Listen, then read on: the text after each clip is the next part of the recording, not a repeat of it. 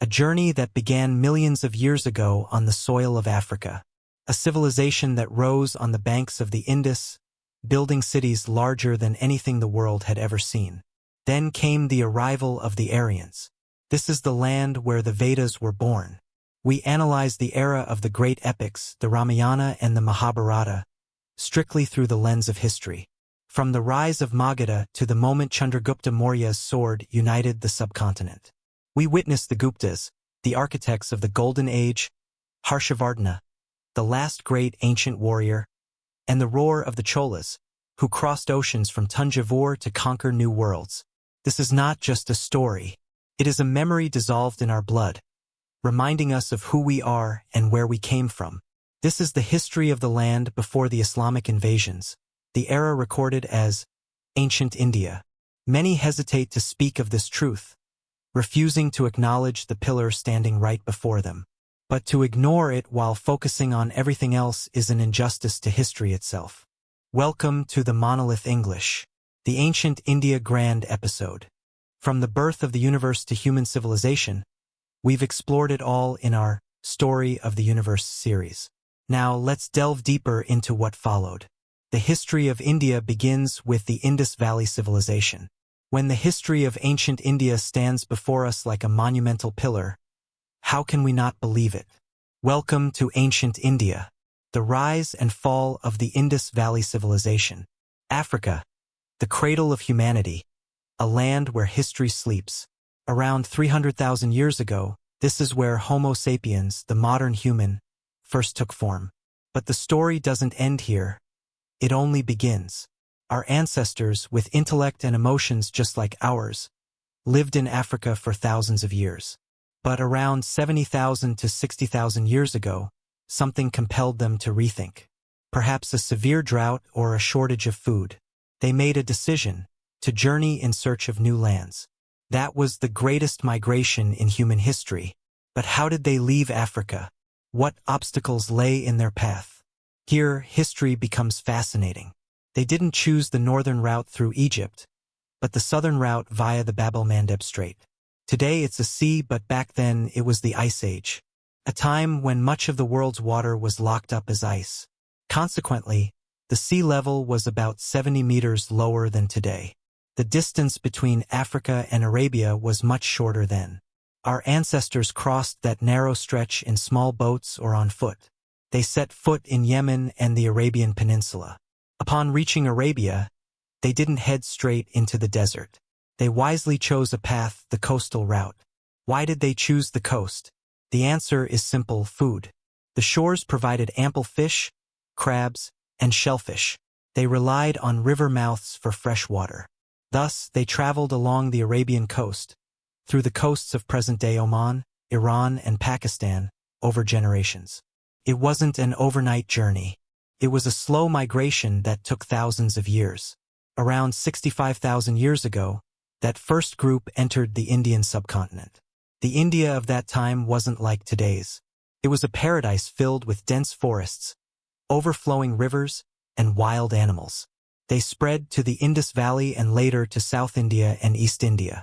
These early humans who arrived in India are the ancestors of the group later termed ancestral South Indians by genetics. Today, their genes are hidden within each of us. The presence of that ancient DNA is most prevalent in the tribal communities of India. Upon arriving in India, they didn't just wander aimlessly. They lived struggling against nature. The Bhimbetka caves in Madhya Pradesh are a huge testament to this. They lived there for thousands of years. We can still see the paintings they drew on the cave walls. Images of hunting, dancing, and interacting with animals. They had art, they had music, they had society. They passed through the microlithic age, making tools out of stone. Time rolled on. About 9,000 years ago, the biggest change in human history occurred. The wandering hunter-gatherers decided to settle in one place. They became farmers. Near the Bolan Pass in the Baluchistan province of present-day Pakistan, they sowed seeds in the soil. That is Murgar, the region that laid the foundation for and predated the Indus Valley Civilization. There, they built mud houses, cultivated barley and wheat, reared cattle, Archaeologists later discovered that they even had the knowledge to treat toothaches. From those small agricultural villages of Mehrgar grew the wonders we later saw. When agricultural surplus increased, the population grew. Villages became towns. New needs arose: trade, weights and measures, script, administration. From here is born that great civilization the world looks upon with wonder, the Indus Valley Civilization. Harappa and Mohenjo-daro are not just wonders.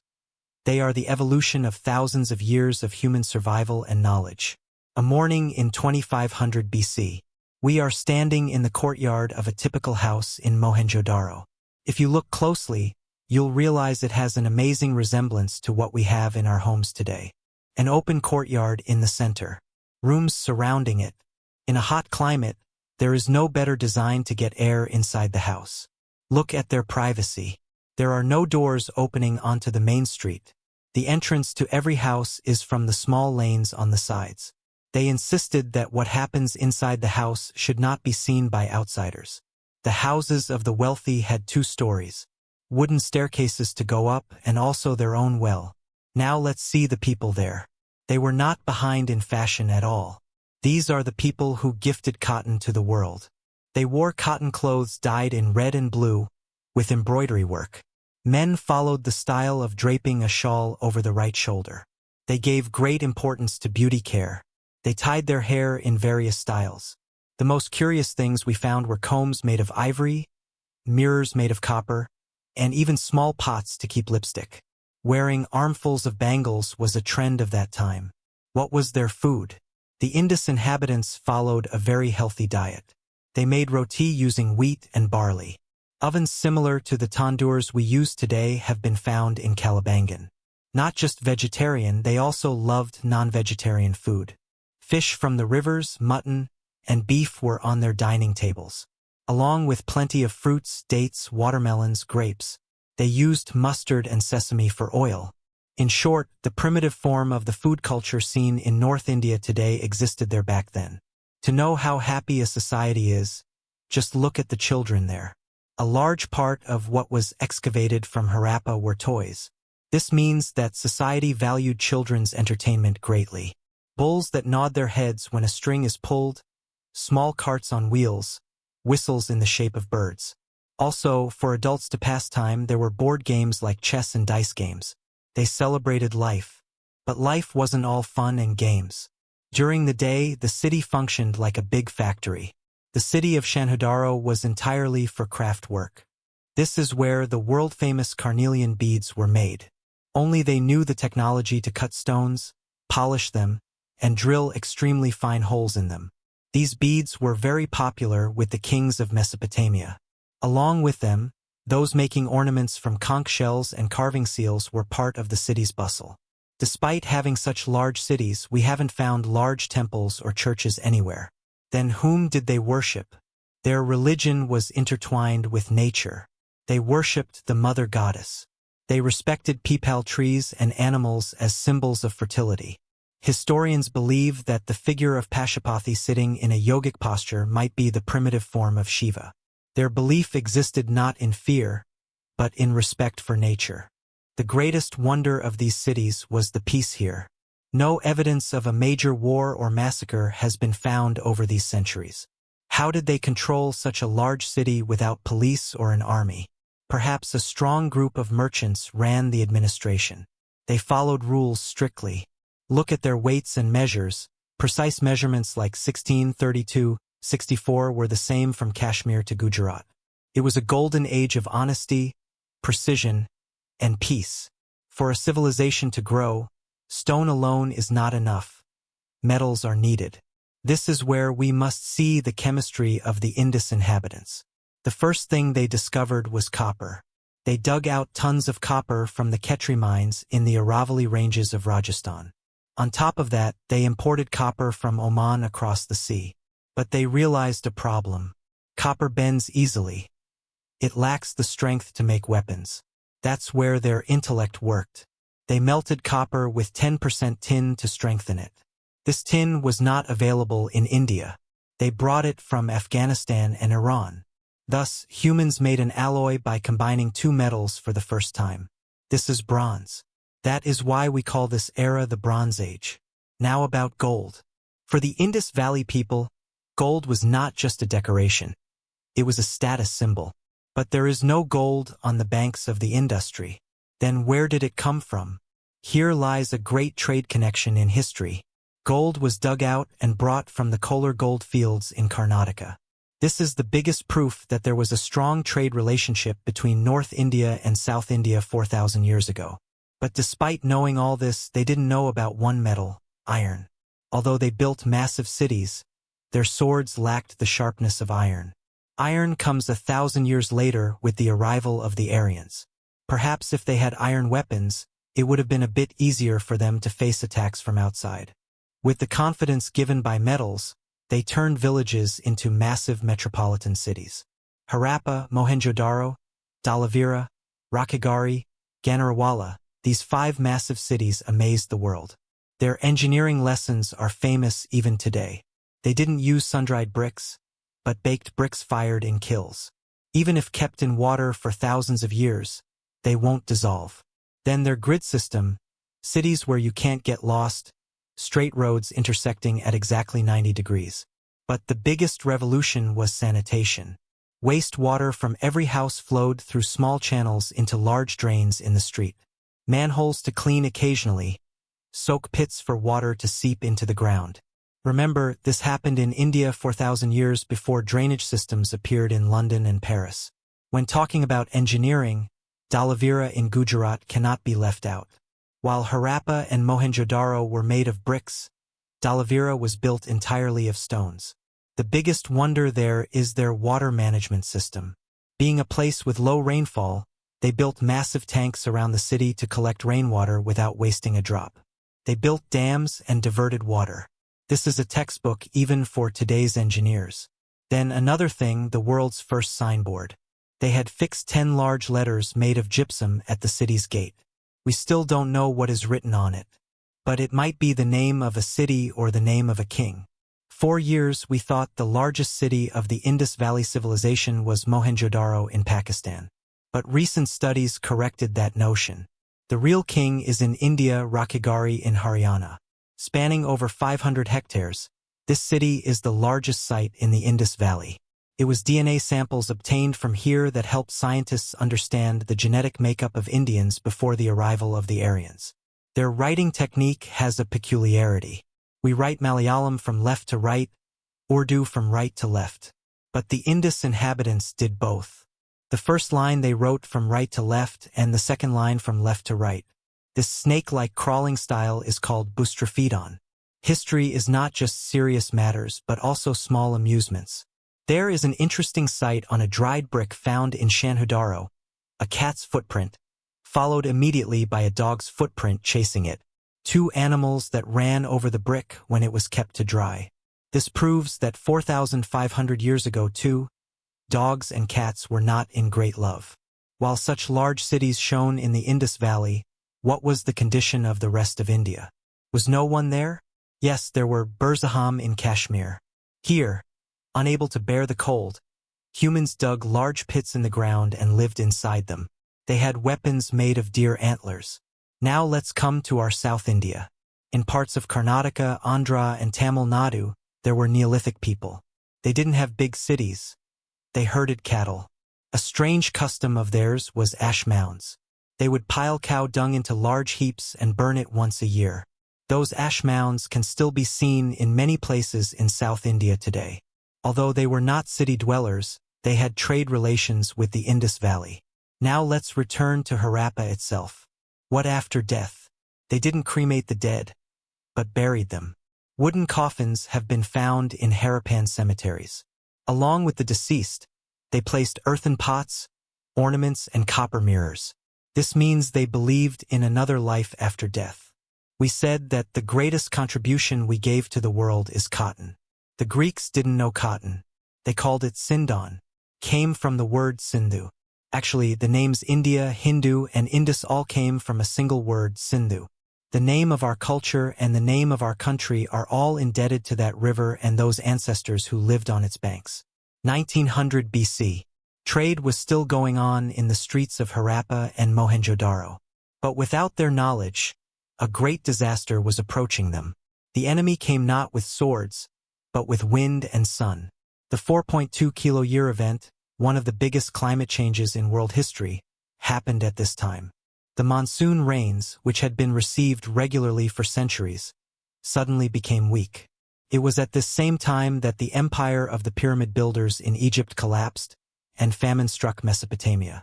In India too, rain decreased, and the large granaries in the cities started emptying. But that wasn't the biggest blow the Indus inhabitants received. The Sarasvati River, their lifeline, started dying. Due to earthquakes, tectonic plates in the Himalayas shifted. The Yamuna and Sutlej, which brought water to the Sarasvati, parted ways and started flowing into the Ganges and the Industry. With that, the Sarasvati shrank to just a monsoon river. With farming disrupted due to lack of water, and even drinking water becoming scarce, they had no other way but to abandon the soil where they had lived for thousands of years. It wasn't an overnight exodus, but a change that happened over generations. Leaving the big cities, they migrated eastwards to present-day Uttar Pradesh and Bihar regions, and southwards to Gujarat and Maharashtra regions. But in this journey they lost many things. With the disappearance of cities, the knowledge to build drainage channels was lost. Weights and measures disappeared. The saddest thing is they forgot their script. For the next 1,000 years, there was no writing in India. India returned to just a rural culture. It is into these scattered communities that the Aryans arrive.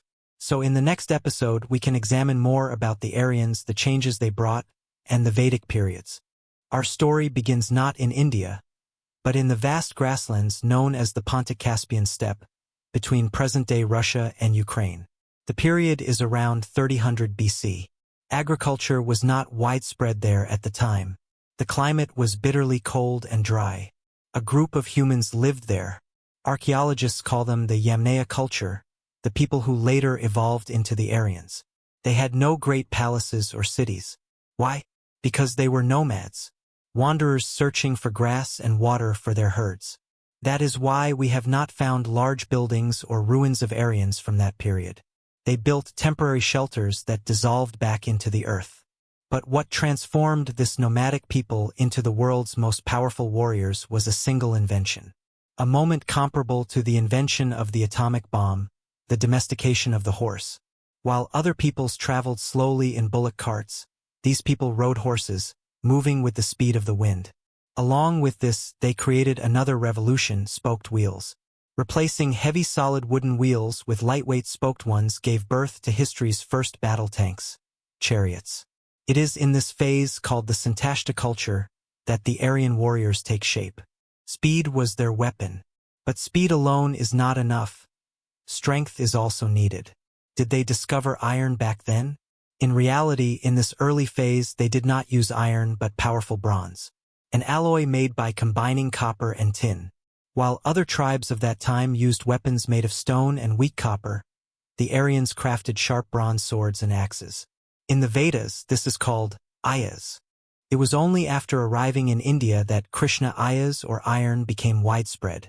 Imagine the fear of ordinary people seeing an army arriving on chariots, riding fast horses, wearing shining metal armor and weapons. That was the secret of their victory. Now let's look at their life. They worshipped nature, but not by placing idols in temples, rather through sacrifices or yajnas, lighting fires in open spaces. That was the backbone of their culture. Their gods were not peaceful. Their chief god was Indra. A war-loving people needed a god who granted victory in war. Their society was patriarchal. The tribal chief became the king. Decisions were made by the assembly, Sava, and the gathering, Samiti. Cows were their wealth. Gavishti, the search for cows, was the name they gave to war. Just when everything was going well, nature turned villain. Around 2000 BC, a major climate change occurred globally. The same climate change that caused civilizations around the world to perish. The steppes began to dry up. Without grass, animals died. They had no choice but to seek new pastures to survive. This is where the great split happens. This people divided into two. One group went west towards Europe. They later became the German, Celtic, and Greek peoples. Another group turned south towards Iran and India. We call them the Indo-Iranians. The Aryans who moved south arrived in the region known as Bactriamargiana, BMAC, north of present-day Afghanistan. There, they encountered a people living in cities completely unfamiliar to them. Perhaps it was there that the Aryans learned the first lessons of urban life. But they did not stop there. One section of the Aryans stayed in Iran. From them arose the Persian Empire. Another section continued their journey towards the eastern land where they had heard of bountiful rivers flowing, called Sapta Sindhu, a journey lasting months and years. Finally, they stood before those great mountains, the Hindu Kush ranges. Beyond these mountains lay their dreamland. By then, the Indus Valley Civilization was breathing its last, or had already set. Crossing the Hindu Kush mountains, they descended. Before them lay the vast Sapta Sindhu region, a land as beautiful as heaven where 7 rivers flowed. But that land was not desolate. Another great civilization existed there, the Indus Valley Civilization. We have learned in schools that Aryans came and attacked and destroyed Harappan cities. But new studies say it wasn't a war, but a migration. By the time the Aryans arrived, Harappan cities had begun to collapse due to climate change. What happened there? The Aryans came with their strong horses and weapons. The Harappan people knew agriculture and trade. These two groups met there. Conflicts might have occurred in some places. These indigenous people are whom the Vedas call Dasyas or Dasas. However, over time they began to merge. The genetic makeup of our Indian population today is formed through this mixing. A huge change happened to the Aryans in India. Those who used to wander herding animals decided to settle there. When they saw the fertile soil of the industry, nomads became farmers. This was not a small change. When you live permanently in one place, you must own land. When land is owned, boundaries appear. When boundaries appear, a leader is needed to protect them. That is how the Rajan, the tribal chiefs, became more powerful. If cows were their wealth until then, land became their wealth later. But to move east beyond the Indus Valley, towards present-day Uttar Pradesh and Bihar, they faced a major obstacle: dense rainforests. The bronze weapons they had could not clear these forests. That was when, around 1000 BC, one of the greatest inventions in history arrived: Krishna Ayas or Shema Ayas, yes, iron. They found iron ore in regions like Gandhara. With iron axes, 10 times harder than bronze, they cleared the forests of the Gangetic Plain. They plowed deep using iron plows. With the advent of iron, agriculture expanded. Surplus grain was produced, the population multiplied. This helped the Aryans spread into the interior of India. This is where the biggest political shift in Aryan life happens. When they came to India, they were just tribes. This was called Jana. They had no permanent land. But with the start of agriculture, they settled in one place. When a people set their foot, or pada, firmly in a place, that place was called Janapada. With this, the position of the king changed. In those days, the king was just the head of the tribe. The king was controlled by the Sava and Samiti, comprising elders and women of the tribe. But as Janapadas grew larger, the king became the owner of that territory. The power of the Sava and Samiti diminished, and the king became the absolute ruler. To maintain power, kings started performing great sacrifices like Ashvamedha and Rajasuya. When Janapadas were formed, the strategy they found to control society was the Varna system. The Purusha Sukta in the Rigveda says that the 4 Varnas emerged from the body of Prajapati. Brahmins, from the mouth, those who handle knowledge and Vedas. The bridge between God and king. Only they have the right to perform sacrifices. Kshatriyas, from the arms, those with physical strength. Only they have the right to rule and fight wars. Vaishyas, from the thighs, those who generate wealth. Farmers, traders, those who bear the burden of society. Shudras, from the feet, the servers. Most of these were non-Aryan indigenous people, the Dasas. Note that initially this was based on occupation, but later it became a rigid division by birth. It was merely a political tool to concentrate power within a few. The saddest change in Aryan history happened in the lives of women. In the Rigvedic period, women held a high position. Learned women like Gargi and Maitreyi engaged in debates in assemblies. They had education, they could choose their own husbands. But when Janapadas formed, their freedom was stolen. Entry to assemblies was denied. Women lost the right to speak politics. Education was stopped. It became exclusively for men. Practices like child marriage began, marrying off women very early. Daughters lost rights to their father's property. Importance was given only to men. The practice of seeing women only as shadows of men begins here. In this new social order, powerful Janapadas rose across North India. In parts of present-day Uttar Pradesh and Bihar, Kosala, Kashi, Varanasi, Magadha, Videha. Besides these, Aryan culture began to spread south from the Vindhya mountains into South India. The Janapada called Ashmaka on the banks of the Godavari and the kingdom of Vidarbha formed during this period. The greatest wealth of this era is the knowledge they left behind. Knowledge passed down orally was codified into 4 Vedas in the Janapadas. Rigveda, the oldest, hymns praising natural forces, Indra, Agni, etc. Samaveda, prayers in musical form. Indian music begins here. Yajurveda, the book of rituals for sacrifices and pujas. It describes how to perform sacrifices. Atharvaveda, the Veda of the common man.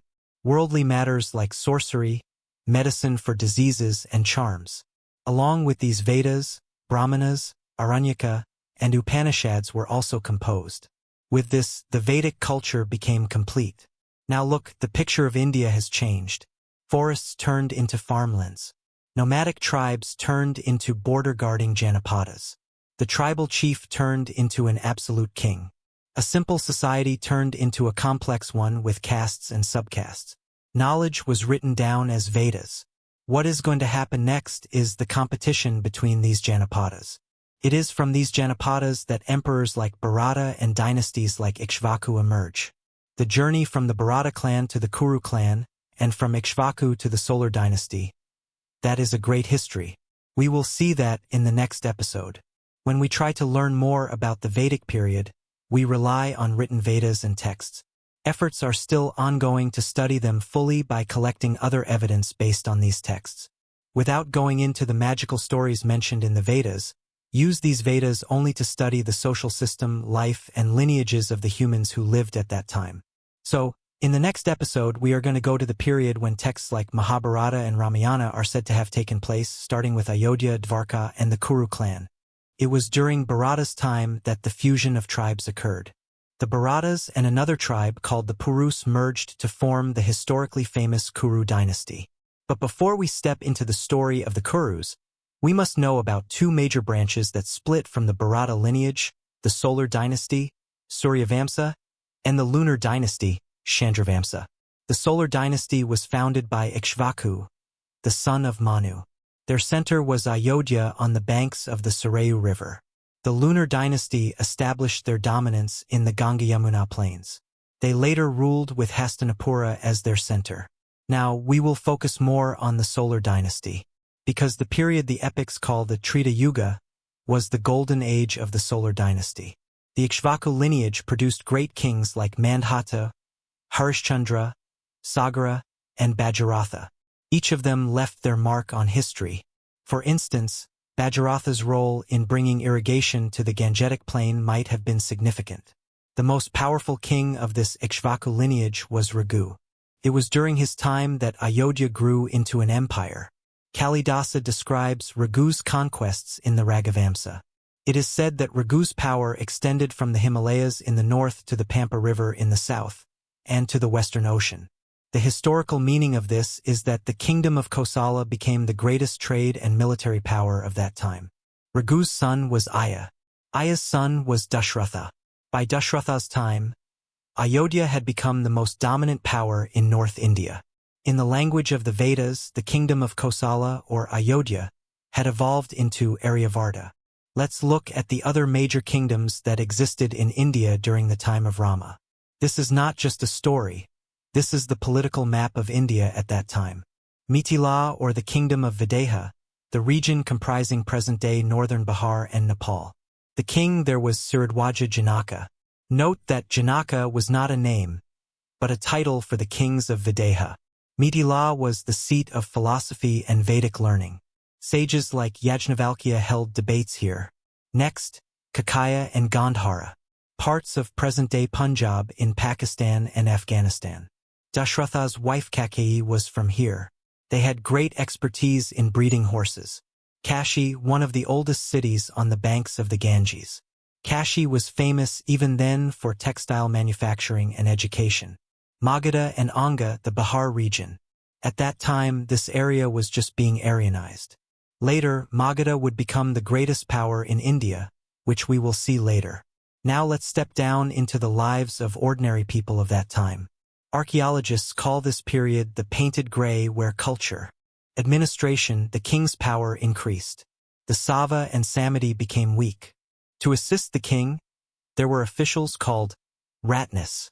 These included priests, the commander-in-chief, Senani, the village head, Gramini, and the charioteer, Sudha. Kings performed great sacrifices like Ashvamedha and Rajasuya. More than devotion, these were political rituals to establish their authority. Wherever the horse went, the land became the king's. As for food, rice replaced barley as the staple. Sugarcane, sesame, and pulses were also cultivated. Meat eating existed, especially the custom of gona, when guests arrived. They used unstitched clothes, an antaraya like a dhoti, below the waist and an uttariya like a shawl, above. Both men and women wore gold ornaments. Now, what was the situation in South India? That too is mentioned in the Ramayana. While Vedic culture grew in the north, below the Vindhya mountains in South India, megalithic cultures existed. The burial urns, nanangadis, and umbrella stones, Kadakalu, found in Thrissur, Palakkad, and Wayanad in Kerala belong to this period. They had trade relations with North India. Kishkinda and Dandakaranya mentioned in the Ramayana might have been territories of tribal communities. The historical possibility is that Vanaras were a forest-dwelling tribal group that worshipped animals. Speaking of Lanka, a culture that excelled in seafaring existed there at that time. Historians suggest that King Ravana might have been a Dravidian indigenous king who was a devotee of Shiva and knew the Vedas, but opposed the sacrificial culture of the Aryans. Thus, with the rule of Rama in Ayodhya or with that era, a great chapter ends. Janapadas turned into strong kingdoms. It was an era that gave importance to Dharma and truth. But what is coming is another age. The Dwapara Yuga, leading to competitions for power, putting a price on relationships, and eventually a great war. 1000 BCE to 900 BCE. This was no ordinary period. It was the time when large cities and complex political alliances first formed in the Indian subcontinent. The center of power shifted from eastern Uttar Pradesh, Ayodhya, to western Uttar Pradesh and Haryana, Kuru Kingdom. The biggest feature of this period was that kings ceased to be mere tribal chiefs. They began to rise to the status of emperors. The most powerful empire of the Dwapara Yuga was Hastinapura. Situated on the banks of the Ganges, Hastinapura was the political nerve center of the day. Famous archaeologist B.B. Lal, in his excavations at Hastinapura, found evidence of brick structures and drainage systems from the 1000 BC period. However, as the population increased, this kingdom split in two. Kandavaprastha, present-day Delhi region, which the Pandavas received, was a forested area. They cleared that forest and built a massive city called Indraprastha. In the epics, it is said to be a palace built by Maya. Perhaps it was built using technology from foreign lands. The Asuras mentioned here refer to Assyrian or Persian people. Indraprastha was an economic miracle. Besides agriculture, crafts and commerce flourished there. This bred jealousy in the Kauravas. It wasn't just a family feud, but a dispute for economic supremacy that later led to war. Now we move from Mathura on the banks of the Yamuna to Gujarat on the western coast. Unable to bear the attacks of Jarasandha of Magadha, Krishna migrated with his Yadava people to Dwarka. Is this a myth? Science says no. In the 1980s, Dr. S.R. Rao of the National Institute of Oceanography conducted underwater research off the coast of Gujarat and found the remains of a massive submerged city. Remnants of fortification walls built with huge stones under the sea. Evidence that Dvarka was a port where large ships docked include stone anchors and seals with the image of a three-headed animal. It is said in the Mahabharata that citizens of Dvarka had a similar seal, ID card, to identify themselves. Through maritime trade, Dvarka became the wealthiest city in the world. They had trade relations with Arabia and Mesopotamia. While all this was happening in the north, what was the situation in our South India, especially in Kerala and Tamil Nadu? Here we see the early forms of the Moovendars, the Chera, Chola, and Pandya. Cheras, that is, Kerala. Ancestors of the Cheras had started ruling centered around Kuttanad and central Kerala. Old Tamil songs mention that a king named Paramchatu Uthayan Cherlathan provided food to both the Pandavas and Kauravas in the Mahabharata war. The historical meaning of this is that the Chera kingdom was a major economic power exporting grains and spices to the north during the war. Cholas and Pandyas, Cholas in the Kaveri basin and Pandyas centered in Madurai were gaining strength. There is a mention that the Pandya king Sarangadwaja participated in the Kurukshetra war. Pearl trade, pearls from the Pandya country were in high demand in North India. That means strong political and commercial relations existed across the Vindhya mountains even in the Dwapara Yuga. Now let's come to the Kurukshetra war. More than just an 18-day war, it was the largest military movement the world had seen until then. All the kings of Aryavarta and Dakshinapatha participated in it. Major parties on the Kaurava side included Gandhara from the Indus Valley, Magadha, Avanti, and some tribes from South India. On the Pandava side were Panchala, the Matsya kingdom, the Yadava army from Dvarka, Kashi, and Chedi. This wasn't just a fistfight. They used complex military deployments known as vyuhas, like Padma Vyuha, Lotus Formation, and Crouch Vyuha, Heron Formation, to trap the enemy. Elephant Corps. Massive elephant armies brought from Magadha and elsewhere changed the course of the war. It was a war that tested the speed of cavalry against the strength of elephants. According to historians, a major war between tribes took place at Kurukshetra in Haryana between 900 and 1000 BC. This war was later written down as the Mahabharata. The war ended, and though the Pandavas won, the whole of Bharat was shattered. But the real tragedy was yet to come. 36 years after the war, the Yadavas fought among themselves and perished. Immediately following was the wrath of nature. Scientific studies suggest that sea levels rose or a massive tsunami occurred during that period. In these geological changes along the Gujarat coast, the great city of Dvarka sank into the sea.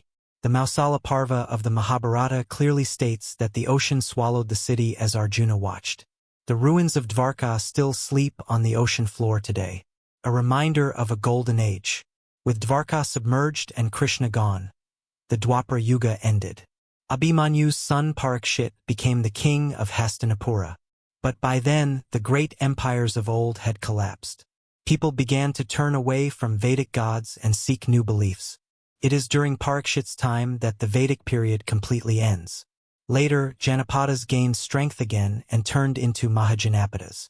The rise of Magadha and the birth of Buddha and Mahavira were yet to come. The Mahabharata teaches us that war is not a solution to anything. That is the lesson the destroyed Dvarka and the victorious yet defeated Kurus give us. When we talk about it now, doesn't it seem like these were wars between mere tribes? History is often like that. When written down, it arrives at a different interpretation. If you mix a little divinity and mantras into the same story, the Mahabharata and Ramayana are ready. Perhaps all this happened because people of that time saw kings as godlike. But one good thing, because of that, we received many magnificent works. Take any work in the world.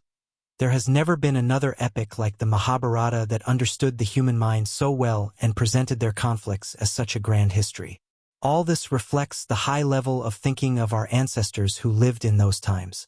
India was stepping into a new era. How did the map of India change? The answer lay in a metal buried in the earth: iron. By around 1000 BC, Indians had made the use of iron widespread. Those who used bronze shifted to iron.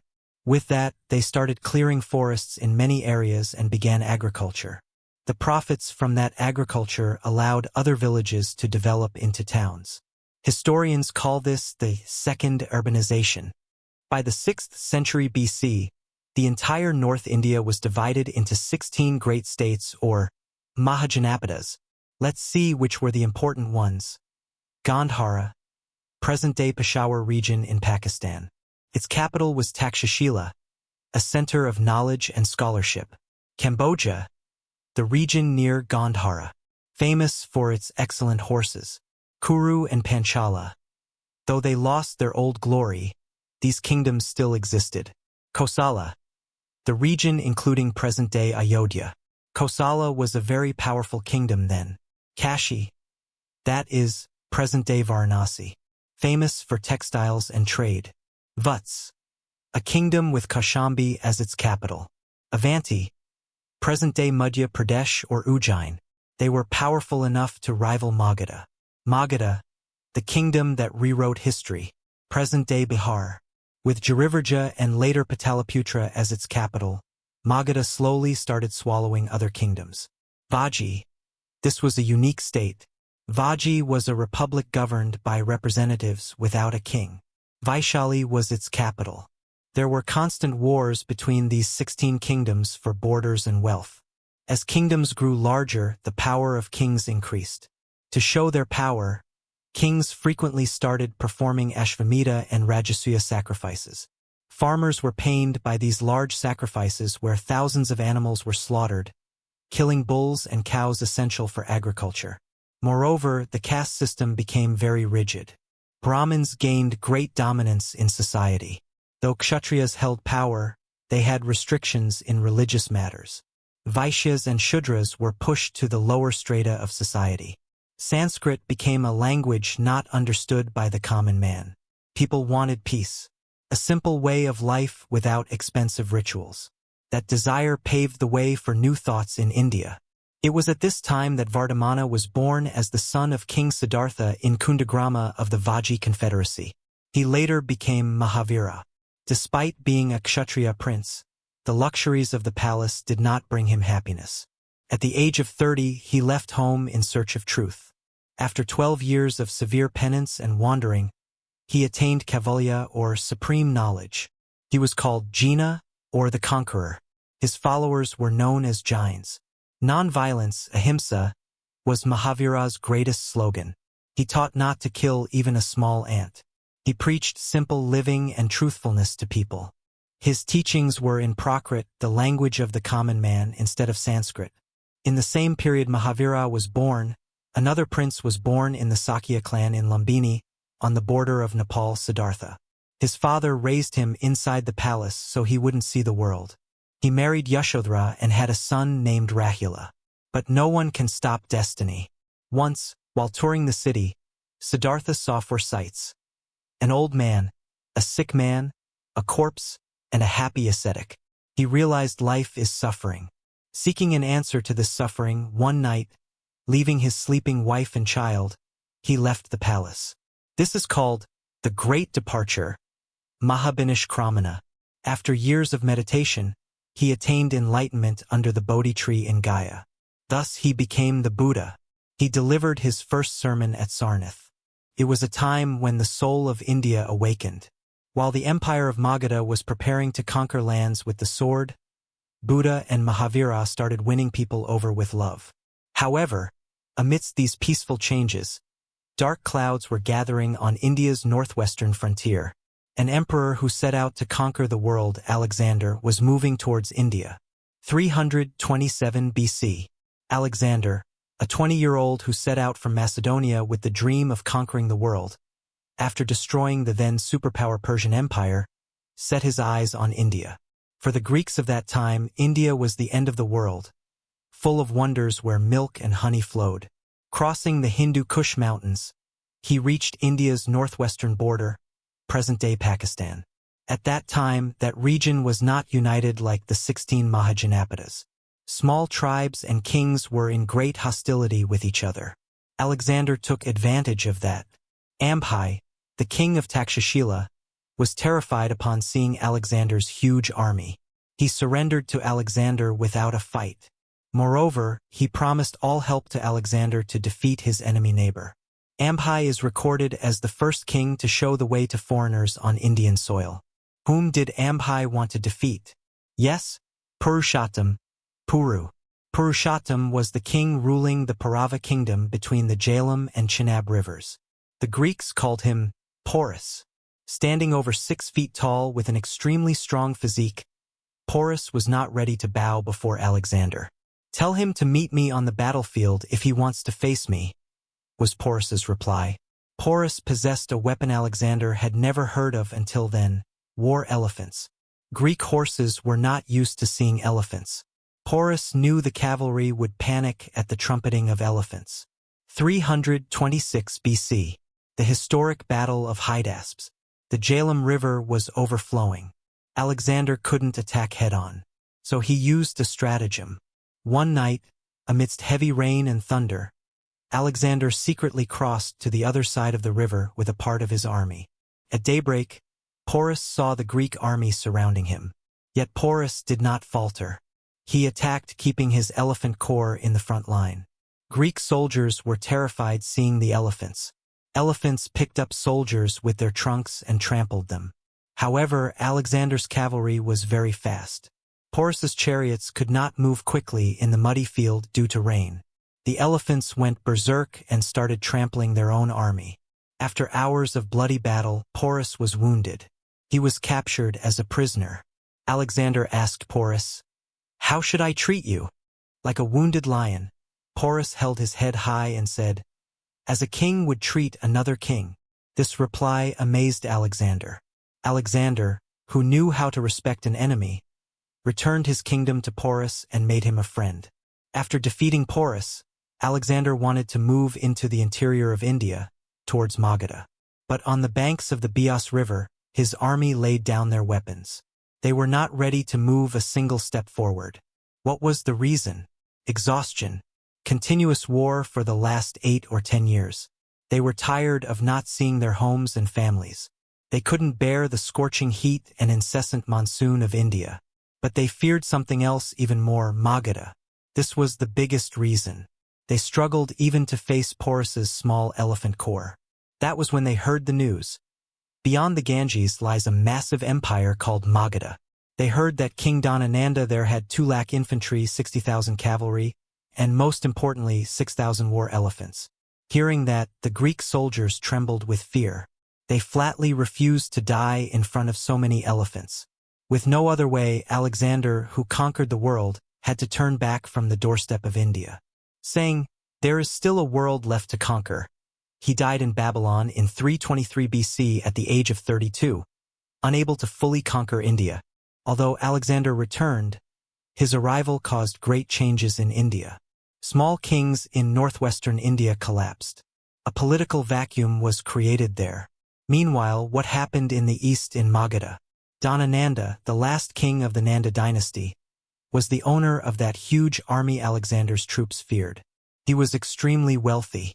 But that wealth was entirely tax money squeezed from the people. He taxed leather, wood, and even stones. Though he had a strong army, the people hated him. Neighbors feared him but didn't respect him. There was someone waiting to exploit the instability caused by Alexander's departure and the hatred of the people of Magadha. A Brahmin who left Takshashila humiliated, nursing vengeance inside Chanakya. A great empire stands ready to fall. The weapon Chanakya found to topple it was Chandragupta. That story, the exciting rise of the Mauryan Empire, we will see in the next episode. Meanwhile, let's see what happened in South India. Cheras, those who ruled present-day Kerala and parts of Tamil Nadu. Vanchi was their capital. Their emblem was the bow and arrow. They traded with the world through the Maziris port. Cholas, those who ruled centered on the Kaveri basin. The tiger was their emblem. They were skilled in agriculture and building dams. Pandyas, those who ruled based in present-day Madurai. Their emblem was fish. While North India was immersed in wars, South India was in rich trade. Greeks and Arabs came here seeking pepper, known as black gold. India's spices had reached the whole world even before Alexander arrived in North India. But Alexander never crossed the Vindhya mountains to come here. His target was North India. Vishnugupta, also known as Chanakya, a teacher from Takshashila, arrives in Magadha foreseeing the threat of foreign invasions, with a plea for the kings of India to stand united. But what happened was something else. To Dhanananda, who loved luxury more than knowledge, Chanakya's appearance and purpose seemed ridiculous. In a full court, the scholar was insulted and pushed down. That is where history changed course. Holding his unbound hair, Chanakya took a vow. I will uproot this Nanda dynasty and establish a new empire based on Dharma here. Until then, I will not tie this hair. It wasn't just words.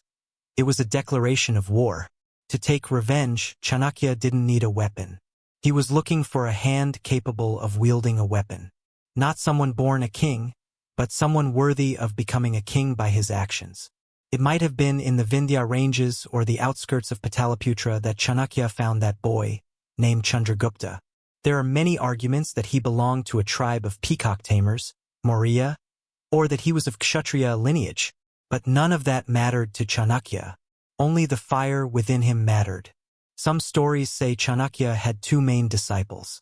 Chanakya conducted a test to decide who should be the future emperor. One day, while Chandragupta was in deep sleep, Chanakya called the other disciple. He asked him to remove the necklace from Chandragupta's neck without him knowing, without waking him up. But that disciple failed. The next turn was Chandragupta's. He had to take the necklace from the sleeping classmate's neck without waking him. Do you know what Chandragupta did? He didn't hesitate. With a single stroke, he cut off the classmate's head and brought the necklace to the guru. This might be an exaggerated story, but it is often used to show Chandragupta's determination. Chanakya confirmed that this was not cruelty, but the mind of a warrior who sees no obstacles in achieving his goal. This is my emperor. Chanakya and Chandragupta learned from a major defeat that passion alone is not enough. Intelligence is also needed. The big mistake they made in the beginning was attacking Pataliputra, the central power of Magadha, directly. They were crushed before Nanda's massive army. While living in hiding, they heard a conversation from a house in a village. A mother scolds her child who burned his hand by putting it in the middle of hot rice. You are also like that, Chanakya. Instead of eating from the sides of the hot rice, you put your hand right in the middle. Those words opened Chanakya's eyes. Not the center of the empire, but the borders must be attacked first. Thus, they devised a strategy to strangle Magadha by conquering the border regions one by one. Chanakya brought out his diplomacy. He first targeted the northwestern regions left orphaned by Alexander's departure. He gathered tribes, mercenaries, and dissatisfied kings there. The help of a Himalayan king named Parvataka was crucial in this. Some consider him to be Porus, who terrified Alexander. This was no ordinary war. It was a dance of destruction combining Chanakya's intellect and Chandragupta's sword. Forts around the Nanda Empire fell one by one. Chanakya weaponized the people's hatred for Nanda. Finally, the great moment arrived, the fall of Pataliputra. Dhanananda's army was huge, but their morale had been drained before Chanakya's strategies. The war Chandragupta fought with Bhadrasala, Nanda's commander-in-chief, was bloody, but history decreed Chandragupta's victory. Thus, in 321 BC, the Nanda dynasty ended. In his 20s, Chandragupta Maurya was crowned on the throne of Magadha. Chanakya fulfilled his vow. The first great empire of India, the Mauryan Empire, rose. The Mauryan Empire has been established. But let's look around us. What is the state of India at that time? Mauryan Empire. The entire North Indian plains, including present-day Bihar, Bengal, Uttar Pradesh, and Punjab, were under Chandragupta. Seleucus Nicator, Greek. In the northwest beyond the Indus River, Alexander's general Seleucus Nicator rules. War with them is yet to come. Kalinga, in the east, in the Odysseus region, Kalinga stands independent and strong. A kingdom even the Nandas could not conquer. South India or Tamilakam, this is where we must pay attention. Mauryan influence was low south of India. The Movandars of the Sangam period ruled there, Cheras, Cholas, and Pandyas. From Ashoka's edicts later, we understand they were on friendly terms with the Mauryas. Their golden age, the era of Ponniyin Selvan, happens years after this, about 1,300 years later. Let's return to the Mauryan Empire. Seizing power is easy. Retaining it is hard. But Chandragupta had Chanakya. Through the great book Arthashastra, Chanakya noted down the laws of statecraft. Peace did not last long. Alexander's successor Seleucus Nicator came to reclaim India. But he didn't have to face small kings who stood divided, but a Mauryan army lined up under one umbrella. Seleucus was miserably defeated. As part of the treaty, vast regions like present-day Afghanistan and Baluchistan, i.e., Gandhara, Cambodia, etc., were added to the Mauryan Empire. Moreover, it is said that Chandragupta married Seleucus's daughter Helena. In return, Chandragupta gifted 500 war elephants. The wars ended, but Chandragupta's mind was restless. Finally, in the presence of Jain monk Bhadrabahu, he abdicated the throne. It was a rare sight. The emperor who conquered the world gave up everything and walked south for asceticism. At Shravanabalagala, observing the Salakana vow, he starved himself to death. His son Bindusara came there. A hero like Chandragupta is enough to build an empire, but to keep it from scattering requires an even greater strength. When Bindusara took the crown of Bharat that his father left for asceticism, there were many challenges before him. But he was not ready to live in his father's shadow. The name history gave him is not for nothing. The Greeks called him a mitracates. Its meaning in Sanskrit is terrifying, Amitragata, or the slayer of enemies. We cannot read Bindusara's history without a blood-stained sword. Bindusara's life itself began with a battle. A baby taken out from the mother's womb fighting death. Because a single drop of poison fell on his forehead, he became known as Bindusara. One who defeated death at birth was sure not to kneel before enemies later. Chandragupta Maurya conquered all of North India, but Bindusara's iron fist fell southwards. Bindusara marched to conquer the land between the two seas, the peninsula between the Arabian Sea and the Bay of Bengal. Crushing around 16 republics, he expanded the Mauryan Empire's border up to Mysore in Karnataka. Only Kalinga, or present-day Odisha, stood tall like an island. History describes that the remaining South Indian kings, Archeras, Cholas, Pandyas, recognized Bindusara's power and were on friendly terms. Bindusara was not just a warlord. He maintained warm relations with the Western world. 3 things he asked Antiochus I, the king of Syria, are very curious in history: sweet wine, dried figs, and a philosopher. The Syrian king agreed to send wine and figs happily. But the reply received was that Greek law does not allow selling philosophers. From this, we can understand how much influence the emperor of Magadha had among the world nations of that time. However, as the empire grew in size, cracks began to appear at the borders. People raised the flag of rebellion in Takshashila, the gateway to the empire. The corruption and cruelty of the officials there were the cause. The throne of Pataliputra shook. To face the rebellion, Bindusara appointed his eldest son Susama, who was to be his successor. Arrogant Susama arrived in Takshashila with an army. But Susama's sword was not sharp enough before the people's anger. Susama, who tried to suppress people with cruelty, failed miserably. The situation was such that Takshashila would be lost. While Takshashila burned, Bindusara made another decision. He sent his younger son, who was the governor of Ujjain, there. Compared to Susama, he wasn't as handsome, had a rough character. But in his eyes, there was the fire to rule an empire. History called him Ashoka. It was an unbelievable sight. What the heir apparent Susama could not do with a large army, Ashoka faced alone. He didn't pick up the sword. He spoke to the people, listened to their problems. Ashoka's presence alone was enough to put out that fire. The people said, "We have no opposition to the king or the prince. We only hate the wicked officials." Ashoka ensured justice for them. That moment when he won a war without shedding blood. Time was marking whose hands Magadha's future lay in. Bindusara's empire became safe. But this victory in Takshashila caused new storms in the palace of Pataliputra. An unworthy heir, a proven younger son, a great war is coming for the throne of Magadha. That blood-soaked history in the next part. But who was Ashoka? Before reaching the gates of Takshashila, he had to face his own blood in the dark corridors of Magadha. Today, we are going to look at the zenith of India's greatest empire and the man responsible for it, Ashoka, and his blood-stained life. The journey from the cruelest emperor to the great apostle of non-violence, Samrat Ashoka. The Ashoka who, tired of war cries, embraced Buddhism and spread it to China, Tibet, and across the world, only to face contempt from his own ministers and wives in his final moments. A story that led to the collapse of the Mauryan Empire. When the truth of the Mauryan Empire stands before us like a pillar, failing to understand it is akin to forgetting our own roots. Welcome to the Monolith English.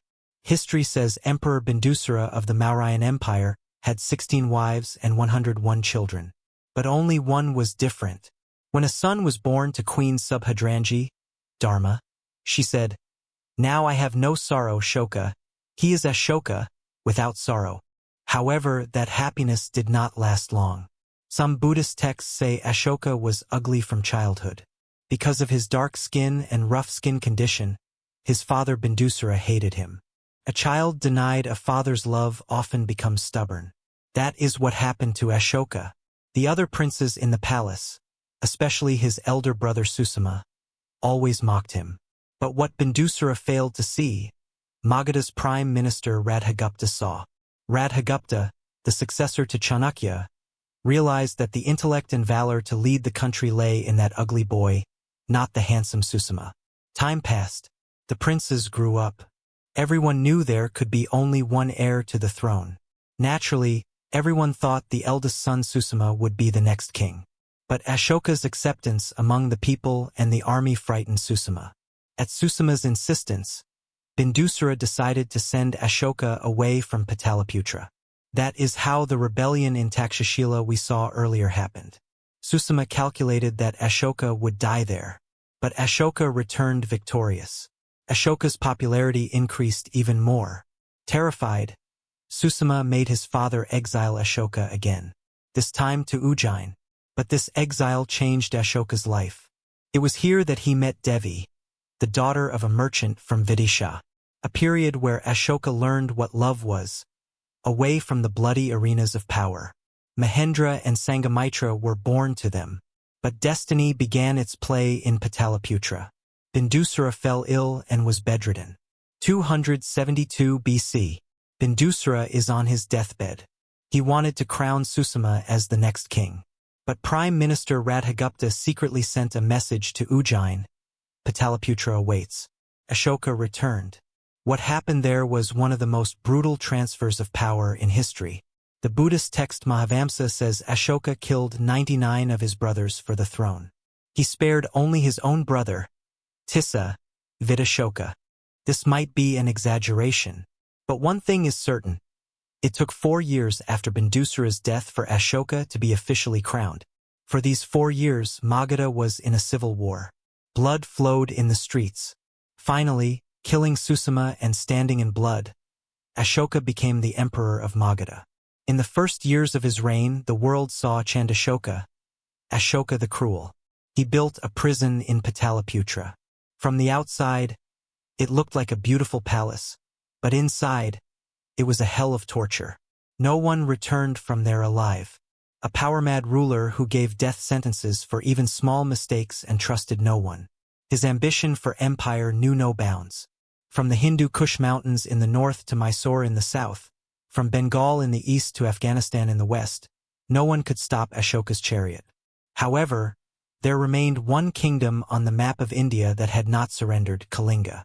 Before we go to Kalinga, let's look at the political situation of India at that time. The Mauryan Empire is at its peak. Why didn't Ashoka capture South India, including Kerala and Tamil Nadu? According to historical records, the Chera, Chola, and Pandya kings were on friendly terms with the Mauryas. Some inscriptions describe the southern kings as children of the Mauryas. Trade, not war, happened between them. That is why Ashoka did not lead an army south. But Kalinga was different. Kalinga stood tall right next to Magadha, independent and strong with a naval force. Ashoka considered it a threat to the economic security of the Mauryan Empire. 261 BC, the Kalinga War, the bloodiest chapter in Indian history. The Kalingas were brave. They fought until their last breath. But they could not stand before Ashoka's military might. When the war ended, the numbers were terrifying. 100,000 people lay dead. 150,000 were taken prisoner. Even more died of starvation and disease. Ashoka, who arrived at the battlefield to celebrate victory, saw piles of bodies cut down.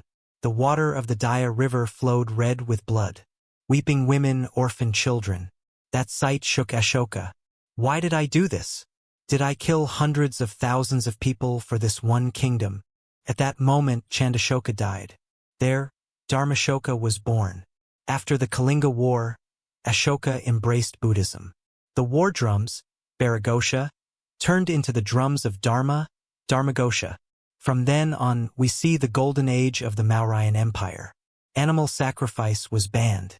Shade trees were planted along roads. Hospitals were built. He sent his own children, Mahendra and Sanghamitra, to Sri Lanka to propagate Buddhism. Thus, it was Ashoka who turned a philosophy confined to India into a world religion. But Ashoka's rule was not limited to mere nonviolence. He was keenly interested in science and knowledge. This is where one of the most mysterious theories in history comes in, the 9 unknown men. It is said that fearing knowledge would be misused to cause the end of the world. Ashoka appointed 9 men to protect 9 secret sciences. Many believe they guard knowledge about subjects like propaganda, microbiology, alchemy, gravity, and time travel. It is considered the oldest secret society in the world even today. Now the Mauryan Empire is at its zenith. From Afghanistan to Karnataka, from Gujarat to Bengal, everything is under one rule. Peace, wealth, justice. Ashoka spoke to the people through his rock edicts. He declared, "All men are my children." The only emperor in the world who gave up war after victory. Ashoka. He put down his sword but not his power. Instead, he decided to use that power to spread love across the world. He banned hunting, stopped animal sacrifice. For the first time in India's history, a king started talking directly to his people. Ashoka's greatest contribution was not the expansion of the empire, but the expansion of ideas. He convened the Third Buddhist Council at Pataliputra. A decision was made there: this knowledge should not be confined to India alone. He sent his son Mahendra and daughter Sanghamitra to Sri Lanka. That was a start. Ashoka's messengers crossed imperial borders to reach Syria, Egypt, and Greece. He sent monks to the Himalayan regions. Buddhism took root in Kashmir and Gandhara. It was through these paths opened by Ashoka that Buddhism later flowed into Tibet and China. Perhaps if not for Ashoka, Buddhism would have remained just a regional sect. But Ashoka, who propagated Dharma in the outside world, could not stop at Dharma in his own palace. This is where the tragedy that sowed the seeds for the fall of the Mauryan Empire happens. Ashoka had a beloved son, Kunala, one with beautiful eyes, the one everyone thought would be the future emperor. But Tishiraksha, Ashoka's last wife, developed a grudge against Kunala that changed history. Through a conspiracy, misleading officials that it was the emperor's order, Tishiraksha had Kunala's beautiful eyes gouged out. The logic was that a blind Kunala could never become king. By the time Ashoka arrived, it was too late. That shock paralyzed the old emperor. The ruler of the greatest empire India had ever seen finally lost his own power, was ignored by ministers, and became like a prisoner. It is said that in his final days, when Ashoka tried to donate to the Buddhist Sangha, the ministers did not allow the treasury to be opened. Finally, he offered half a gooseberry, amla, he had in his hand and wept. In 232 BC, Ashoka passed away. With that, the sun of the Mauryan Empire began to set. What happened after Ashoka's death? There was no strong ruler. Blind Kunala could not rule.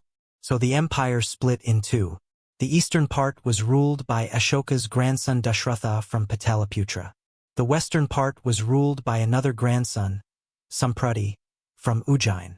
The Mauryan Empire, which no one could defeat when united, became weak once divided. The northwestern frontier, present-day Afghanistan and Pakistan parts, lay neglected. New enemies were waiting for an opportunity there. Years passed. 185 BC. The last king of the Mauryan dynasty was Brihadratha. He was a king in name only. Real power lay with the army. When the Mauryas gave great importance to non-violence, the soldiers could not digest it. The cessation of Vedic rituals angered the Brahmins too. This was the opportunity Mauryan commander-in-chief Pushyamitra Shunga exploited. One day, while reviewing a military parade, Commander Pushyamitra beheaded King Brihadratha in front of his own army. No one stopped it, no one cried. The Mauryan Empire ended without even a single drop of tear shed for it. With the collapse of the Mauryan Empire, the map of India shattered. Pushyamitra established the Shunga Empire in Magadha Pataliputra. Ashvamedha sacrifices and animal sacrifices returned. Buddhism faced a setback. Kalinga, with the Mauryan grip loosened, Kalinga became independent again. A powerful king named Kurvala rose there. South India, the Satavahanas gained strength in Andhra Pradesh. Northwestern frontier, this was the biggest threat. With the Mauryan guard gone, Greeks from Bactria started swarming into India. India, which stood under one umbrella, turned into hundreds of small kingdoms again. The great empire built by Chandragupta Maurya, advised by Chanakya's intellect and ruled by Ashoka with Dharma, became a memory again. But history does not end there. With the Mauryas gone, India's doors were open to enemies. New Greek kings are coming with the dream Alexander left halfway.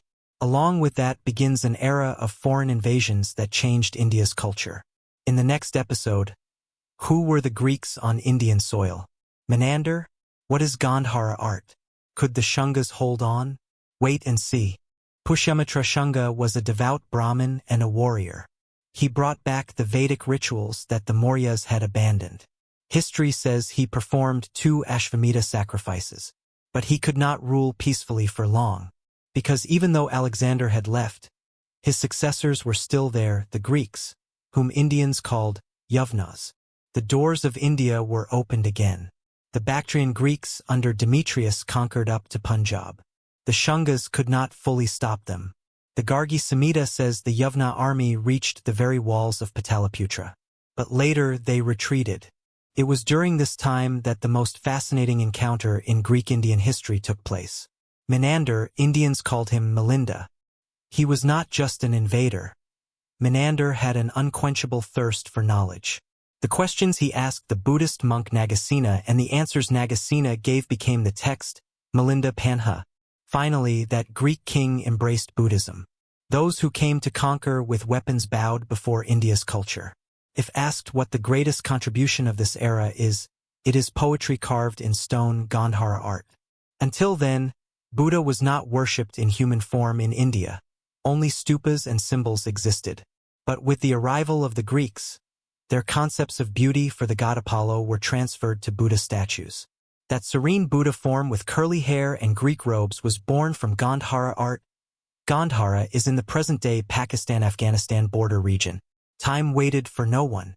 After the Shungas, the Kanvas came and went. In the north, the Kushans became strong. India broke into small fragments again. Around the 3rd century AD, the old glory of Magadha lay gathering dust. That was when a vassal king named Sri Gupta established a small kingdom. Not many would have noticed them then. After Sri Gupta, his son Ghatotkach came. But in the 3rd generation, someone came to change the destiny of that lineage, Chandragupta I. Do not confuse him with the Chandragupta who founded the Mauryan Empire. He was the first Maharaja of the Gupta dynasty. What he did was a diplomatic move greater than any war. He married Kumardevi, a princess of the Lichavi clan, a powerful force of that time. Through a marriage, he secured the throne of Magadha. The Gupta era begins in 319 to 320 AD. This marks the first step towards India's golden age. After Chandragupta came his son Samudragupta. Historian V.A. Smith called him the Napoleon of India. But Napoleon lost at Waterloo. Samudragupta never lost anywhere. He uprooted 9 kings in North India. He led his army south up to Kanchipuram, defeating 12 kings. But he returned their kingdoms and took tribute instead. Even the king of Sri Lanka, Meghavarna, sent gifts to Samudragupta. He was not just a warrior. Samudragupta was a Kaviraja, king of poets, who played the veena and wrote poems. We can see the king playing the veena on his coins. Someone was coming to take this empire expanded by Samudragupta to the peak of the world with art, literature, and science. A ruler who drove the foreign power called Sakas out of India forever, built his second capital in Ujjain, and became the greatest legend in history. In his court were the Navaratnas, 9 gems, including Kalidasa.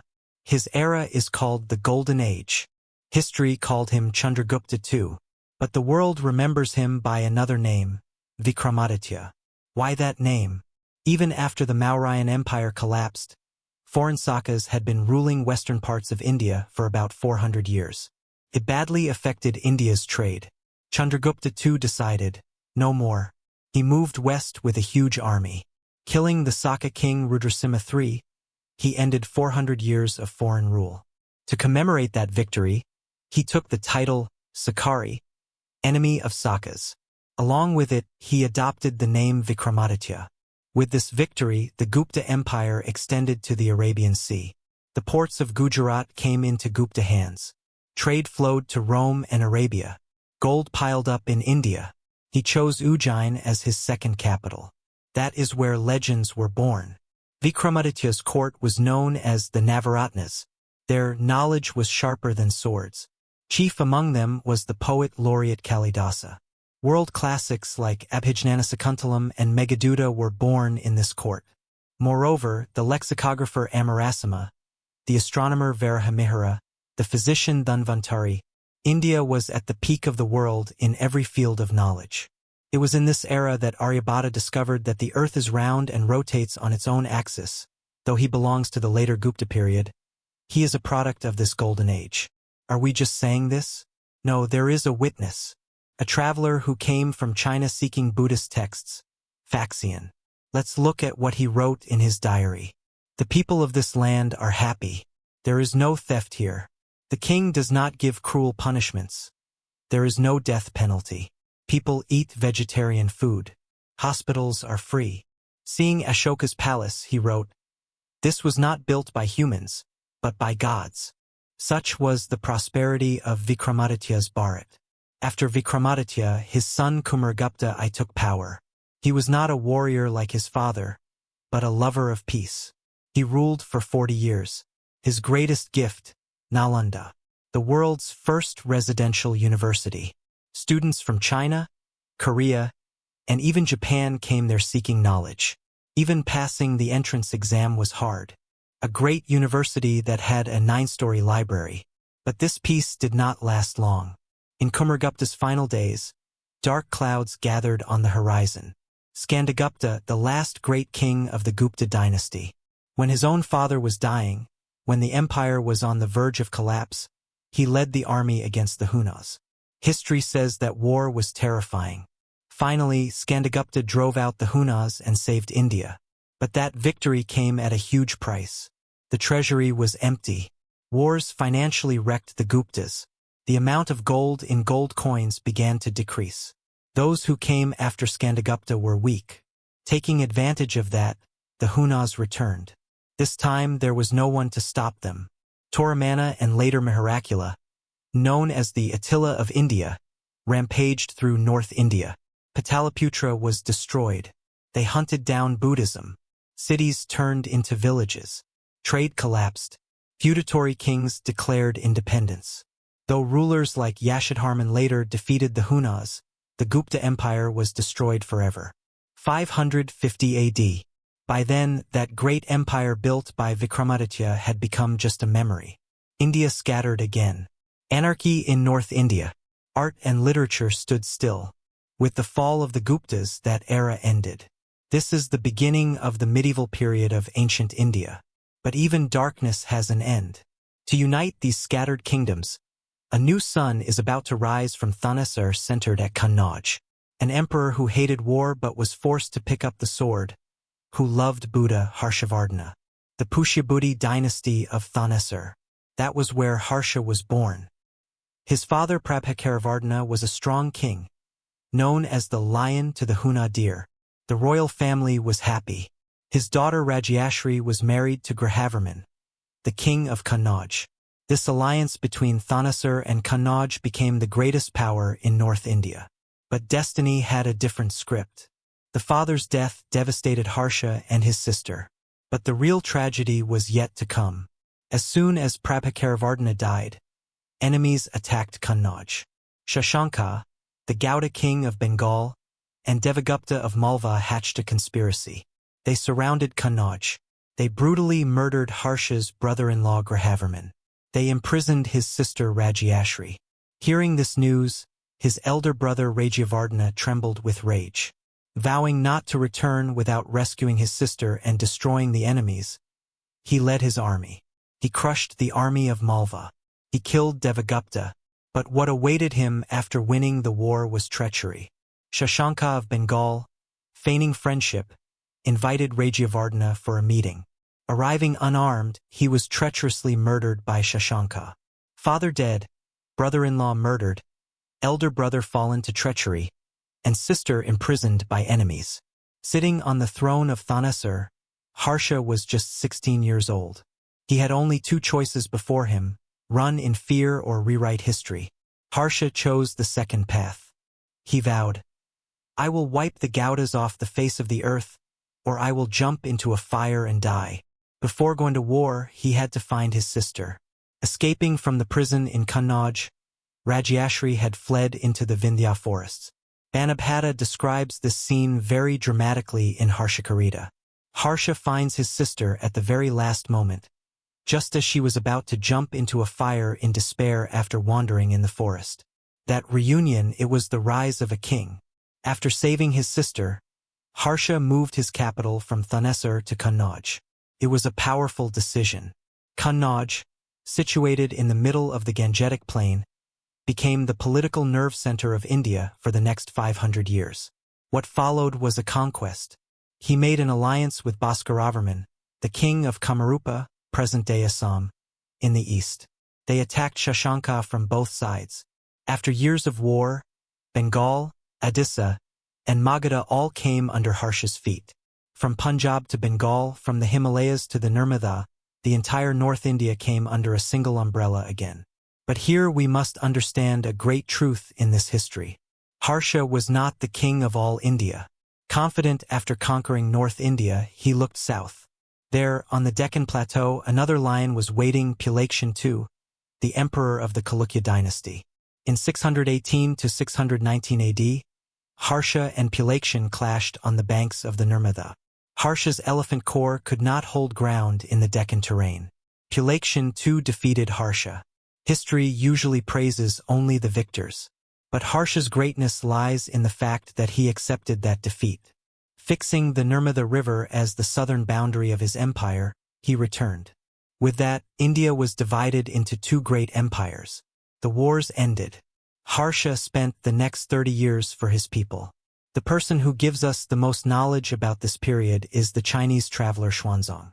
He wrote, "This king uses the day to govern and the night to study. He doesn't even have time to sleep." This was the golden age of Nalanda University. More than 10,000 students flowed in from all parts of the world seeking knowledge. Harsha donated the revenue of 100 villages to Nalanda. Every 5 years, he conducted the Mahamaksha Parishad at Prayag. Xuanzang testifies that at that ceremony, the king would donate everything in his treasury, even the ornaments he was wearing. But Harsha's empire had a major flaw. It was centered on one person. Harsha did not have a strong administrative system like the Guptas. Everything depended on Harsha's personal ability alone. In 647 AD, Harshavardhana passed away. He had no sons. The question of who would rule shook Kannauj. Within months of Harsha's death, that great empire collapsed like a house of cards. Although a minister named Aranasva seized power, it ended in disaster. Feudatory kings declared independence one by one. Kannauj was orphaned. North India scattered into pieces again. This time, there was no one to fill that void. This paved the way for a major change in North Indian politics. By the 8th century, three great powers grew around it: the Gurjar Pratiharas in Rajasthan, the Pala Empire in Bengal, and the Rashtrakutas in the Deccan. To fill the great void created by Harshavardhana's death, What followed was one of the longest wars in Indian history, the tripartite struggle for Kannauj. But while they were fighting in North India, a great storm was forming in South India. A dynasty that had been sleeping for centuries, largely unnoticed by many, the Cholas. Everyone wanted Kannauj. Why? After Harsha's time, there was a belief that whoever ruled Kannauj was the emperor of India. Moreover, the ruler of Kannauj would control the fertile soil of the Gangetic Plain and trade routes. For this gold mine, 3 giants stepped into the ring. Pala Empire, founded by Gopala in Bengal. Their strength was their elephant core, the last great empire to patronize Buddhism. Gurjara Pratiharas, Rajputs of western India. They were the wall that protected India from Arab invasions. Their strength was their cavalry. Rashtrakutas, giants of the Deccan, present-day Karnataka, Maharashtra, the only South Indian power to march north and reach the Himalayas. This was a strange war. It continued for about 200 years. When the Rashtrakutas came, the other two would lose. But the Rashtrakutas were not interested in ruling North India. They would plunder and return. Immediately, the Pala kings would capture Kannauj. Then the Pratiharas would come. These 200 years exhausted North India. Constant warfare ruined them economically. The truth is, this later opened the way for foreign invasions. While North India burned, what was happening in South India? Many ask why we don't hear much about the Cholas, Cheras, and Pandyas during this time. In truth, after the Sangam period, there was a dark age in South India, the time when a group called Kalabars ruled. By the 6th century, the Pallavas and Pandyas gained strength. In the 8th and 9th centuries, the superpowers of South India were the Pallavas of Kanchipuram and the Pandyas of Madurai. The main wars were between them. Then where were the Cholas? They existed, but as mere feudatories under the Pallavas. Having lost all the glory of the old Karakala Chola, the pathetic state of having to be mercenaries for Pallavas and Pandyas. After the death of Parantaka Chola, Gandharaditya came to power, a king who valued devotion more than war. After him, his brother Aranjaya took over. But his reign lasted only for a short time. Thus, in 957 AD, Sundara Chola ascended the throne. This is where our real story begins. Sundara Chola was as handsome as his name suggests, but fate handed him a bed of sickness. While he rested in the Golden Palace at Kanchipuram, enemies circled the empire. Rashtrakutas in the north, Pandyas in the south. The Pandya king Veera Pandya challenged the Cholas. To face this challenge, Sundara Chola had 3 diamond weapons, his children. Adifir Karaklan, the eldest son, the embodiment of anger, a storm on the battlefield. Kundavai, synonym for intelligence and diplomacy, the true strength of Chola Nadu, and Arulmozhivarman, the youngest, beloved of the people, later known as Rajaraja Chola. Adifir Karaklan set out to avenge the insult to his father. The battlefield of Shavur. There he faced Veera Pandya. History says Adifir Karaklan chased the fleeing Veera Pandya and beheaded him. Thus he earned the title Veera Pandya, the Lai Kanda Koparkasari, the king who took the head of Veera Pandya. But this victory was the beginning of a curse. Veera Pandya's death sowed seeds of revenge in the Pandya country. Conspiracies began within the Chola Empire.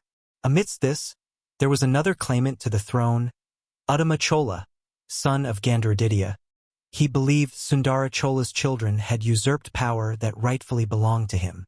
This is where the event we have seen in novels and movies, yet remains mysterious in history, takes place.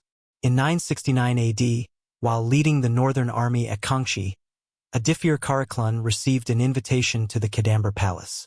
That night, the crown prince of the Chola Empire was treacherously murdered.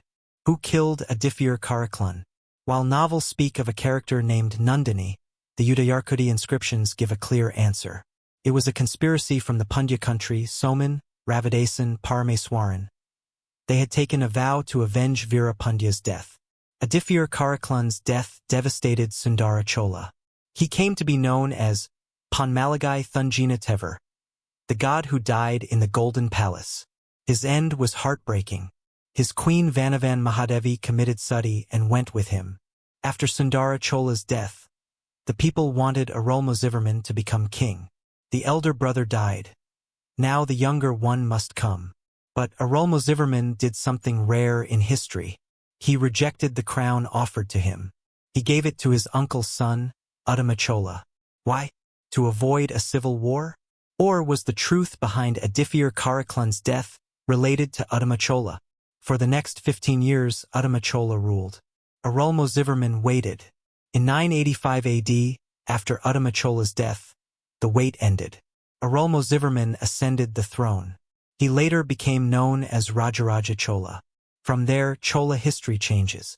The growth from a small kingdom to an empire.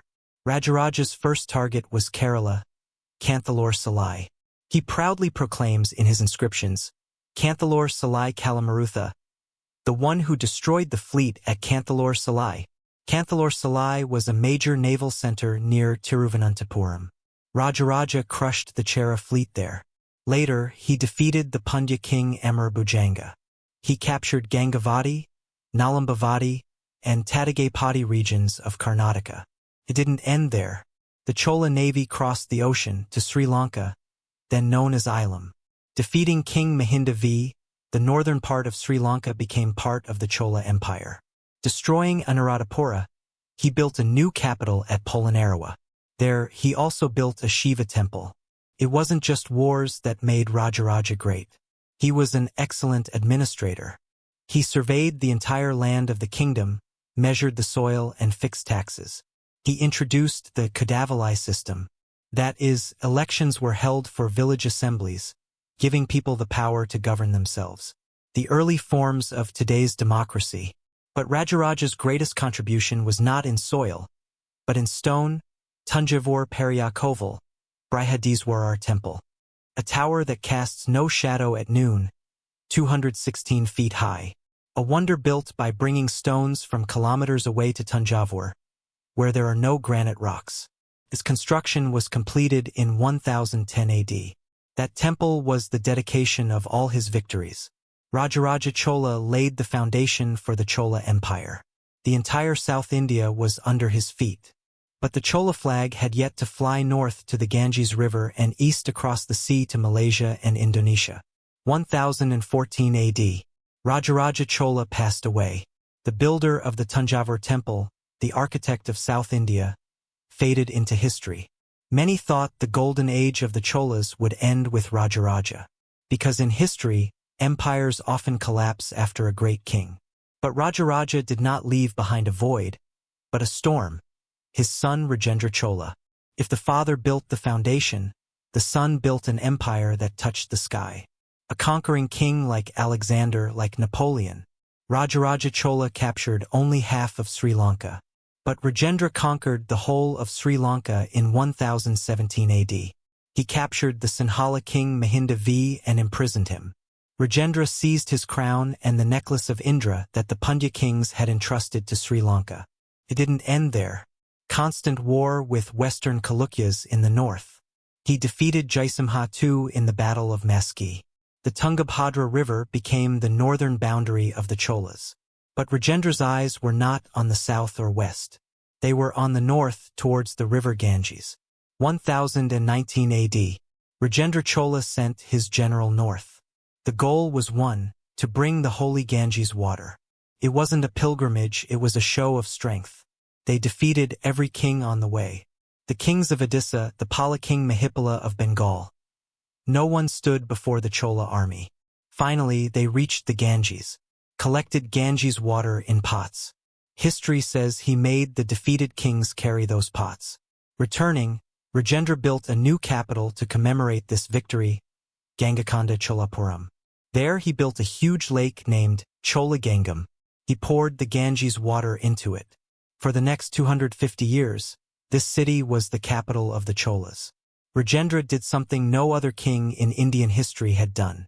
At that time, Malaysia and Indonesia were ruled by the Srivijaya Empire. They controlled the trade route to China. They obstructed Chola merchants. In 1025 AD, Rajendra sent his naval fleet.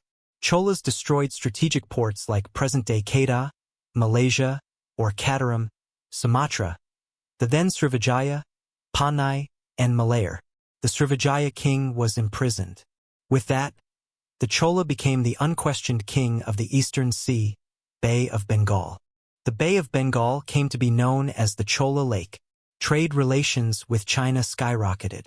But that ember had not died out. It was burning on the banks of the Kaveri. Year 850. A fierce war is going on between Pallavas and Pandyas. Both are exhausted by each other. Vijayalaya Chola took advantage of this opportunity. While their attention was diverted, he attacked Tanjavur. He captured Tanjavur from the Madurayars.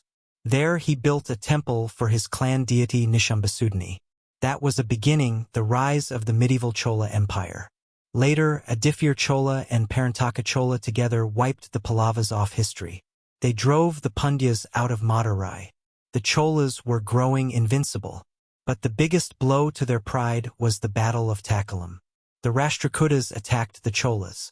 In the battle, the Chola crown Prince Rajaditya was killed while on an elephant. This shocked the Cholas. For the next 30 years, the Chola Empire was in darkness. Kings changed frequently. Palace revolutions occurred. The Rashtrakutas captured up to Tanjavur. Many thought the Chola dynasty had ended. This is where we must arrive. After the defeat in the Battle of Takkalam, Chola Nadu is shaking. Now Sundara Chola rules Tanjavur. But he is bedridden with illness, paralyzed and unable to get up. Outside, enemies surround Tanjavur. Inside, even bigger conspiracies are brewing. Pandyas are waiting for revenge. An avatar must come to save Chola Nadu. The Guptas are gone, Harsha is gone, Rashtrakutas are gone. What India is going to see next is the colossal form Vishwarupam of South India. A naval empire that crosses the sea to conquer Sri Lanka, Malaysia, and Indonesia. After Rajendra, his sons Rajadharaja, Rajendra II, and Virarajendra ruled. After them, the direct male line ended.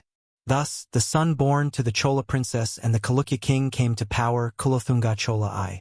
He united the Chola and Chalukya dynasties. He ruled peacefully for about 50 years. But the kings who came after Kulothunga were weak.